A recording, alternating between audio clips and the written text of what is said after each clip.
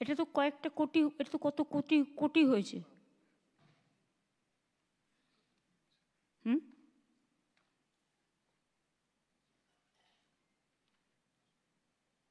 75 কোটি না 80 কোটি ম্যান্ডেজ তৈরি হয়েছে। হ্যাঁ, 75 ক্রোর ম্যান্ডেজ তৈরি হয়েছে।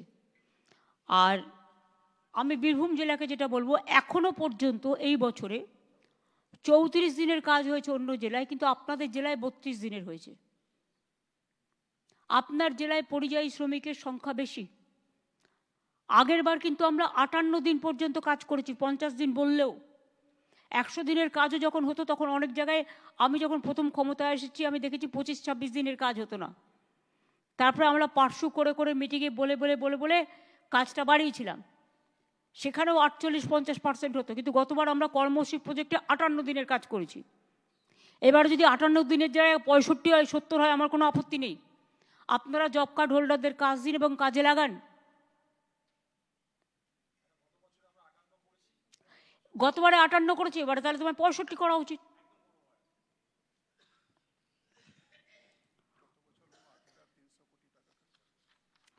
গত বছর আমরা 8,300 কোটি টাকা এর জন্য খরচ করেছি, কর্মশ্রী শুধু।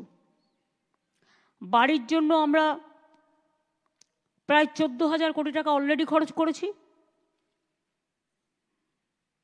নিজস্ব টাকায়। তার মধ্যে বীরভূম জেলায় পেয়েছে 20 কোটি 50 লক্ষ টাকা। দ্বিতীয় কিস্তি 16 লক্ষ পরিবারের প্রথম কিস্তি পেয়ে যাবে ডিসেম্বরে,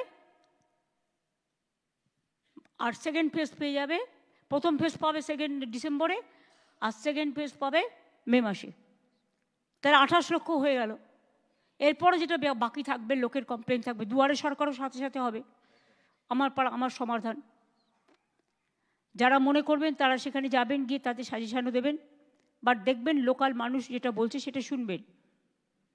কেউ যেন গিয়ে কোনো হট্টগোল করতে না পারে। যারা হট্টগোল করবে তাদের আগে থেকে বলে দেবেন, দয়া করে ঝামেলা সৃষ্টিকারীরা আসবেন না, মানুষের কাজ করতে দিন।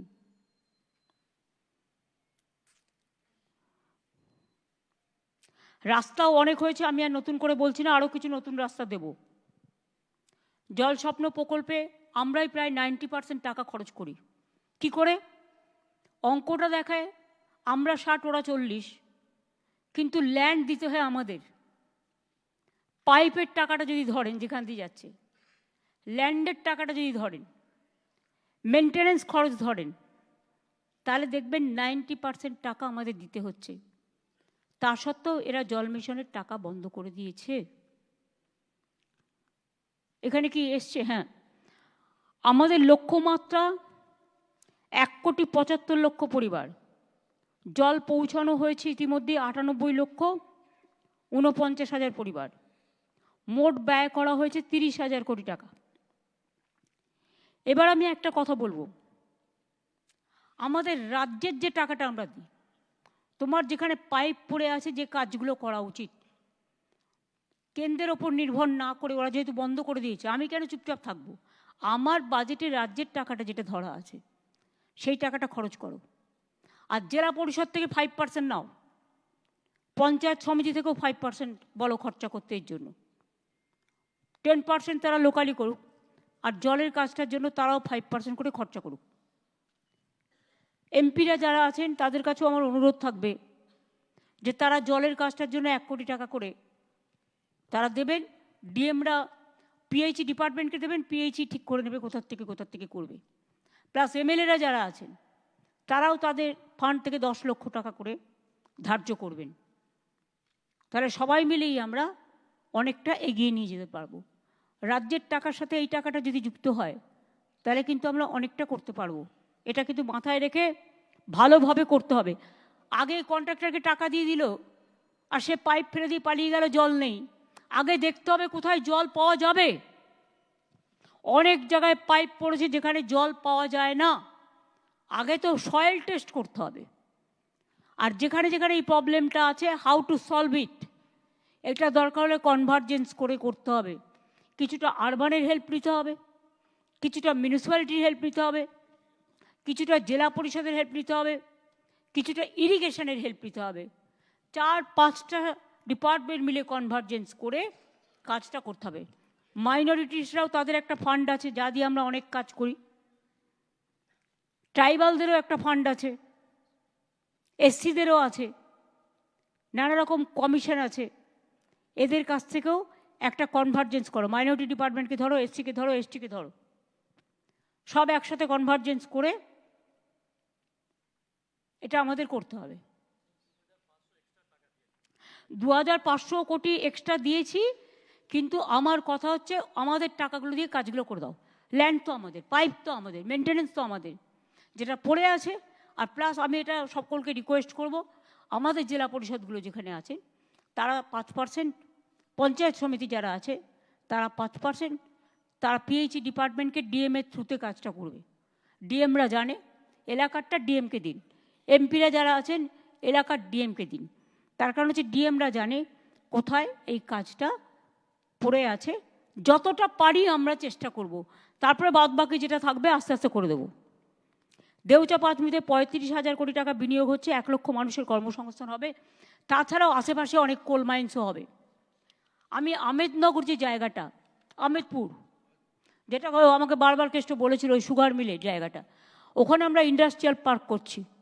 অলরেডি এমএসএমই ডিপার্টমেন্টকে ইনস্ট্রাকশন দেওয়া হয়ে গেছে। তাতে কী হবে, তাতে অনেক মানুষের কর্মসংস্থান হবে। প্লাস দেউচা পাঁচমি তো আপনাদের একটা পুরো কী আর বলবো, এটা একদম আপনাদের রত্ন এবং সারা পৃথিবীর দ্বিতীয় বৃহত্তম, এবং গ্লোবাল টেন্ডারও ডাকা হয়েছে, তার প্রসেস চলছে। এছাড়াও যেটা বাসাল্ট পাথর মাইনিংয়ের কাজও শুরু হয়েছে গভর্নমেন্টের যে জায়গা আছে তাতে। আমি দেউচা পাঁচমির সকল আদিবাসী ভাই বোনেদের, সংখ্যালঘু ভাই বোনেদের, তাছাড়াও যারা আছেন সকলকে আমি কৃতজ্ঞতা এবং ধন্যবাদ জানাবো যে তারা আমাদের যে রিহ্যাবিলিটেশন প্যাকেজ চালু করেছি তাতে তারা অংশগ্রহণ করেছেন। স্থানীয় এলাকা উন্নয়নের জন্য আমরা 19 কোটি টাকা খরচা করছি, যাতে রাস্তা, পানীয় জল, স্কিল ডেভেলপমেন্ট ট্রেনিং, জাহের থান, স্কুল, শিশু উদ্যান, ইলেকট্রিসিটি সব হয়। হসপিটালও করে দেবো, ওটা আমি আলাদা করে করব। 326, একটা তো হচ্ছে 12 একর জায়গায় বেসল্ট পাথর মাইনিং হচ্ছে। এছাড়াও 314 একর জমিতে ব্যাসল্ট পাথর মাইনিংয়ের কাজের জন্য টেন্ডার করা হচ্ছে। ভূগর্ভস্থ কোল মাইনিংয়ের জন্য 2024 সালের ডিসেম্বর মাসে গ্লোবাল টেন্ডার আহ্বান করা হয়েছে, যাতে কোনো হ্যাঙ্কি ফ্যাঙ্কি না হয়। আশা করি খুব তাড়াতাড়ি এটা সেটেলড হবে।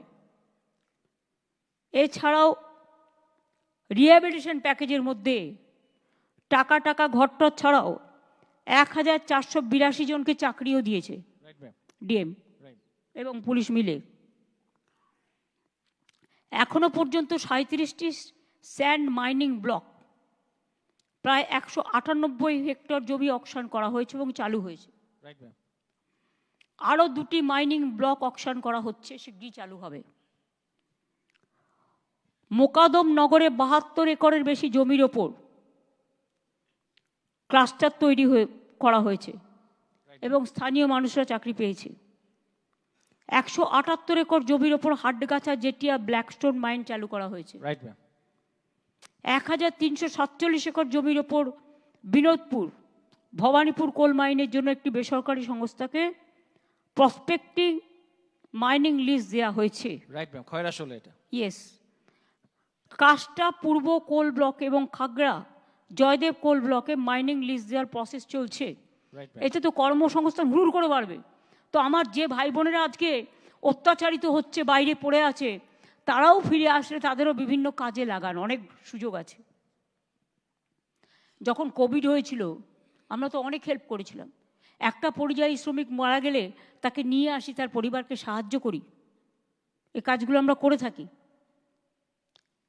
শান্তিনিকেতনের ট্যুরিস্ট লজের মানোন্নয়নে আমরা প্রায় 10 কোটি টাকা খরচ করেছি। 31শে মার্চ 2026-এর মধ্যে শেষ হবে।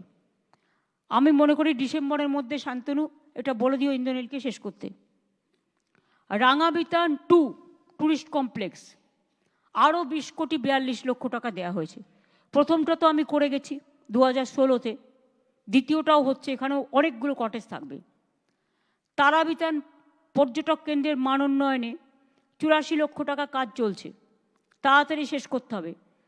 আর বাউল বিতানের খবরটা কি? ম্যাডাম তারাবিতানে কাজ শেষ হয়ে গেছে, তারাবিতান ওখানে থাকা শুরু করে দিয়েছে, ওটা ফুললি অপারেশনাল আছে। অপারেশনাল আছে। আর বাউল বিতানে ম্যাডাম সামান্য কিছু কাজ বাকি আছে, সেটা আমাদের কালকে কথা হচ্ছিল, আমাদের সেক্রেটারি যিনি আমাদের ট্যুরিজম আছেন উনি বলেছেন খুব তাড়াতাড়ি কাজটি শেষ হয়ে যাবে। ইমিডিয়েট করবে। Right ma'am. পুজোর সময় লোকেরা বেড়াতে আসবে, তো আগে শেষ হয়ে গেলে তোমাদের ইনকামও বাড়বে। লাভপুরে হাসুলি ব্লকের উন্নয়নে 2 কোটি 47 লক্ষ টাকার ডিপিআর তৈরির কাজ চলছে।